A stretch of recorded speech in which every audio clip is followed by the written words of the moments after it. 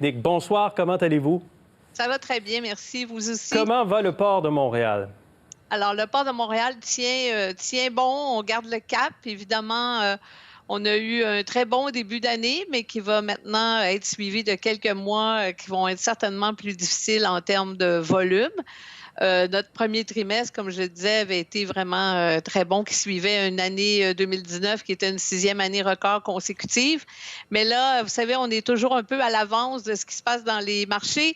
Donc, présentement, c'est là que nous allons voir un peu une diminution. En fait, on s'attend à une diminution d'environ 12 si je compare à l'année 2019 pour l'ensemble de nos trafics, avec une petite remontée vers la fin de l'année. Alors, ça devrait OK. aller mieux à la fin de l'année. Donc, on dit toujours que les activités portuaires, c'est un peu le baromètre de l'économie. Votre baromètre nous dit que les prochains mois seront difficiles dans l'économie. Absolument, c'est ce qu'on nous dit. Ouais. Donc, on a vu depuis quelques semaines que le niveau d'exportation avait commencé à diminuer. Et là, c'est les importations qui diminuent un petit peu. Évidemment, vous le savez, on est un port diversifié. Je vous parle là des conteneurs, mais si je regarde les vracs liquides aussi, avec moins de consommation, moins de carburant pour les avions, les voitures. Il y a aussi notre trafic de croisière. Évidemment, ça, c'est beaucoup plus difficile. On s'attend à une baisse beaucoup plus importante, en fait, presque pas de saison, s'il y en a une pour Ouais. 2020. Parce que les croisières, ça reprend seulement après le 1er juillet. Exact, mais il y a Si ça déjà des reprend. compagnies, c'est ça, il y a déjà des compagnies qui ont annulé toute la saison. Ah oui. Donc, il nous reste à peu près un volume de 20 000 passagers, pardon, sur une centaine de mille qu'on aurait attendu. Donc, on verra s'ils vont vraiment venir. On l'espère, mais on verra. Et je reviens sur les conteneurs. Est-ce qu'il y a des conteneurs qui s'empilent, là, plein de stocks et d'inventaires en ce moment, compte tenu que l'économie bouge beaucoup moins rapidement? Non, on est absolument très, très fluide. Les conteneurs qui rentrent chez nous ressortent et ceux qui arrivent n'attendent pas sur les quais, sont immédiatement embarqués dans les navires. On a cru ça à un moment donné là, que ça pourrait arriver parce que beaucoup d'entrepôts sont pleins ou étaient fermés. Mais au contraire, les entreprises se sont organisées. Il y a de la place pour faire circuler les conteneurs et on est 100% opérationnel grâce à tous nos excellents travailleurs Ouais. et on est fluide. Est-ce que la logistique et le transit des marchandises a pu être, cela dit, dans les dernières semaines, être compromis, être fragilisé à un certain moment?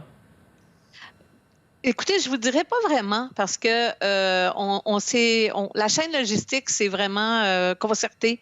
On a travaillé ensemble et ce qui est arrivé, c'est évidemment si les entrepôts étaient fermés, là, ça a pu créer un problème de livraison, mais c'était pas autour du port, c'était pas dans la partie où je dirais navire, même pas camion-train, c'est plus vers les entrepôts que ça a été plus difficile. Mais on peut dire on fonctionne même encore. C'est difficile, ça coûte plus cher, mais on fonctionne à la normalité. Quel rôle vous jouez, le port de Montréal, dans la relance, la réouverture de l'économie?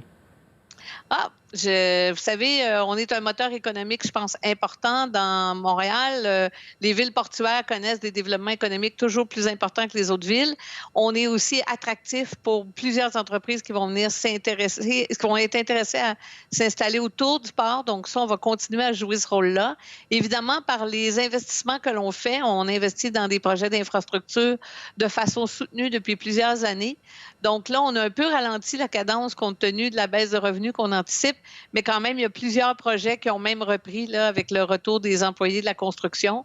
On va donc continuer d'investir avec nos partenaires et évidemment, on prépare aussi notre grand projet de terminal à conteneurs à Oui. Contrecœur qui, de toute évidence, a sa place Bon. parce que dès que ça va reprendre, on va être fin prêt. Déjà, on pourrait débuter en 2020 Et des travaux vous, préparatoires. vous avez décidé de repousser votre départ à la retraite. Vous deviez être parti, là.